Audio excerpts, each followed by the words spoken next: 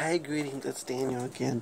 Today I wanted to review a book review, and I'll show the book. It is Christian Wicca, the Trinitarian Tradition by Nancy Callender Pittman.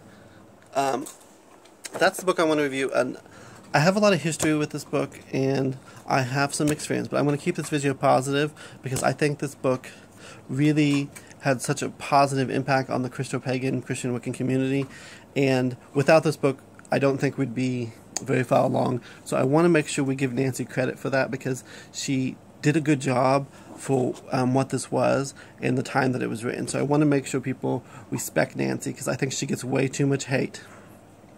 So I want to say that right off the bat because I respect her and I respect the Trinitarian tradition. I would also like to say this book, for me, and I think is a bit dated. The Christian Wicca, the Trinitarian tradition, as presented in this book, has developed over the years, and and that's okay. Things do develop and grow, so you kind of get a little bit of a time when this. I think this book was published in 2001 or 2, maybe 2003. I can't really remember.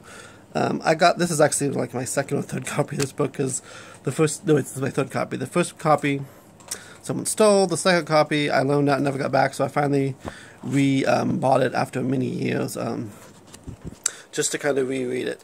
Now, as far as the book, the information in the book I feel like is really good. Some of the historical facts could have been better researched, but from what I do know, this book was rushed at the time. We just needed something, and so she self-published the book, which is not always an easy thing to do. Originally, it was very, that's just one thing about self-publishing. That you don't have all the people going through and reviewing the book, so I'm sure there are bits of mistakes.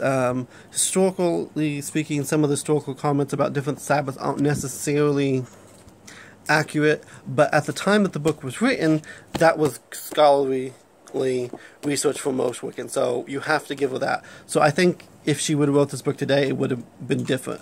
It is very Christianized, I guess you could say, and some of the things today I don't think the Trinitarian tradition would use, like they use the term Heavenly Mother and things like that, and I don't know if they would have necessarily used that themselves, because that tradition has evolved for the better,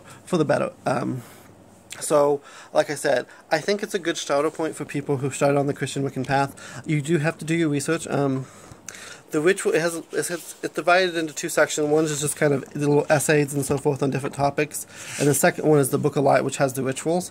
I think the highlight of the entire book is the Charge of the Goddess, which she Christianized. I just love that. I still use that in my practice today.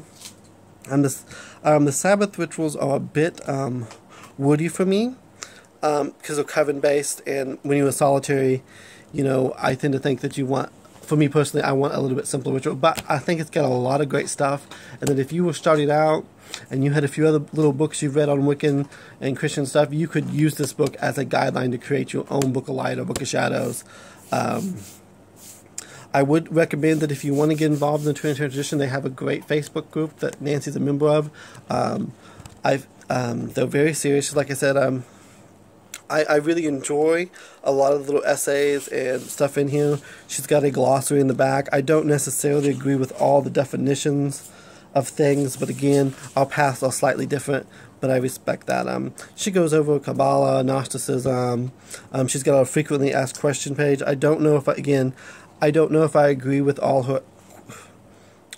the answers given to the questions, but that doesn't mean that I don't respect them. And I also know, like I said, I don't know if she wrote this book today, if she would personally agree with it, because this is an older book, but we have to give it respect. And I think that even if you find nothing in this book that you personally like, I think you should give it a read and say, hey, this helped get Christian Wicca and Christian paganism and all those other things. Without this book, I mean, it really, she helped get everything going.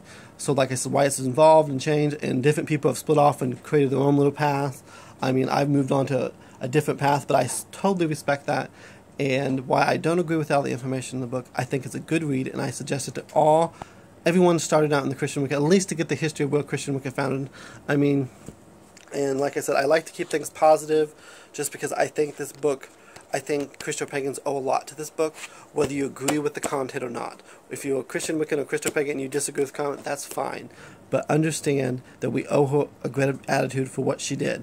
You know, I understand the book was rushed, and I understand people just needed something, and she filled the void that we needed at that time.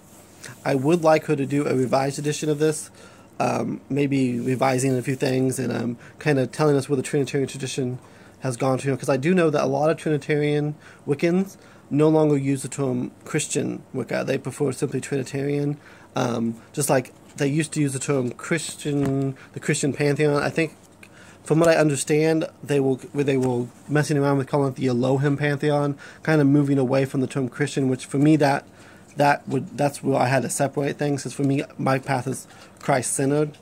But I do think, you know, we respect them. We understand that they are serious practitioners. They're doing their best. They're living their path, and I think we owe all Trinitarian Wiccans a great debt of honor and gratitude for the work that they put forth to help bring our path into the forefront. Many blessings.